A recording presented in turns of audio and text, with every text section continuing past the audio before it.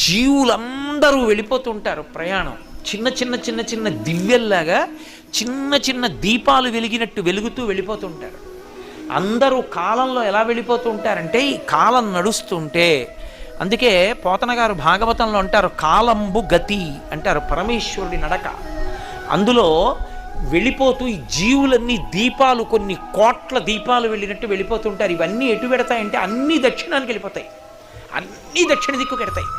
ఎందుకు ఎడతాయంటే పాపపుణ్యాలు చేసి అక్కడికి వెళ్ళి భూమిలో కలిసిపోయి మళ్ళీ ఎక్కడో దీపం కింద పుడతాడు, పుట్టి కొంతకాలం ఉండి మళ్ళీ అలా దక్షిణ దిక్కుకు వెళ్ళిపోతాడు, శ్మశానంలోకి వెళ్ళిపోతుంటుంది శరీరం. ఎవడు ఏ దీపం నేను వెళ్ళనని ఉత్తరానికి తిరిగిందో ఆ దీపం ఇక అందులోకి శరీరం పెడుతుంది, ఇక ఆ దీపం మళ్ళీ పుట్టది. అలా తిరగాలంటే ఉత్తరానికి ఎవరి ముందు కూర్చుంటే తిరుగుతుందో తెలుసా? ఒక్క దక్షిణామూర్తి ముందే.